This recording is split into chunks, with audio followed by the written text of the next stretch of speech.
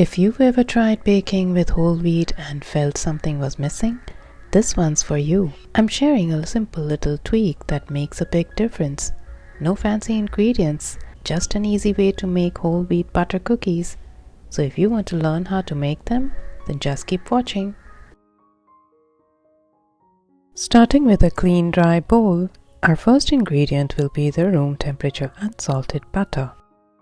Now when I say room temperature, it means it needs to hold its shape and should not be runny or sloppy.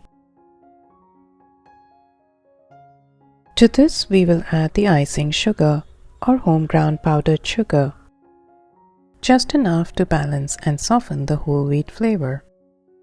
Now using a spatula, we are simply going to break down the butter and give it a good mix, just until the sugar is incorporated. This is the method called creaming the butter and sugar. So what we're doing here is we're just breaking down the lumps that are there. We're not looking for any fluffy texture or to incorporate any air in the mixture. And therefore, make sure you do not over whisk this and don't let the butter go pale in color. This is what we're looking for.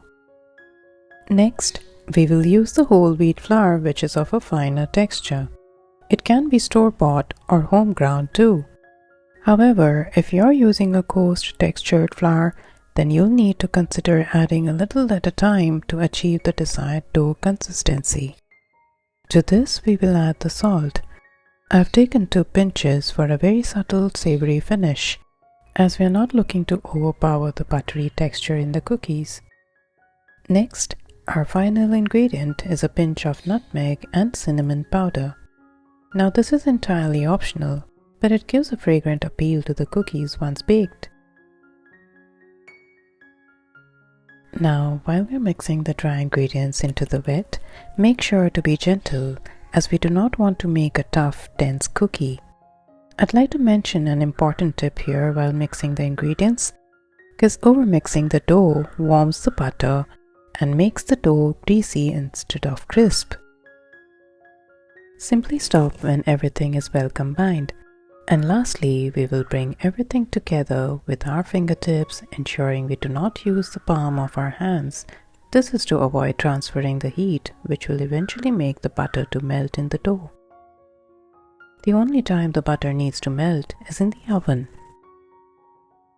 As you can see, the sides of the bowl is clean. That's when you know your dough is ready. Perfect.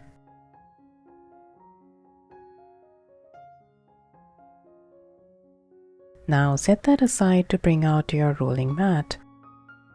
If you ever felt unsure while baking cookies, this recipe is a great start, especially if you're looking for the wholesome whole wheat version, because this recipe of basic butter cookies always works. You simply can't go wrong with it. Now all you need to do is wrap it in a cling wrap or a plastic zip pouch. This is to avoid any crust on the dough while it's in the refrigerator. And place this in the refrigerator for about an hour until set and firm enough to slice. Another great tip I'd like to share here is that this dough can be frozen for up to a month, and you can have them ready in just minutes to offer your friends or guests or even yourself.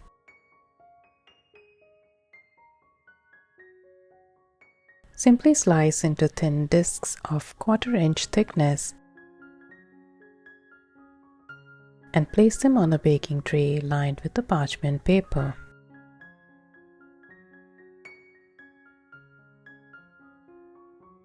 Similarly, go ahead and you can get up to about 24 such cookies from this batch.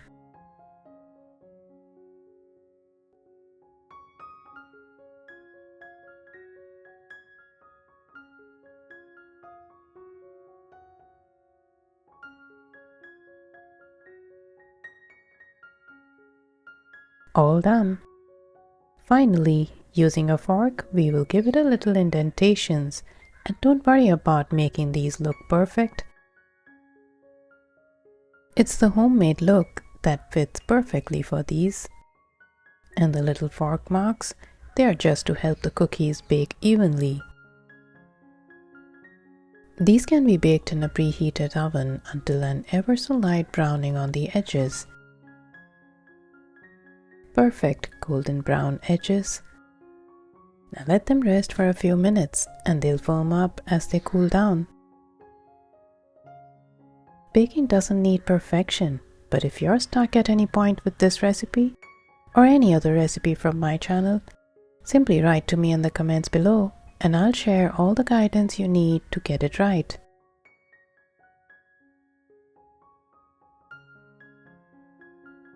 Time to see how they've turned out. Great coloring on the outside with crisp edges.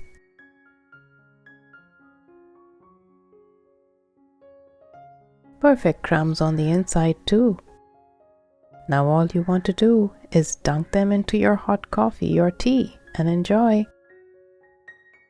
Simply makes you feel most rewarding, isn't it? So go ahead and bake them and feel good about it.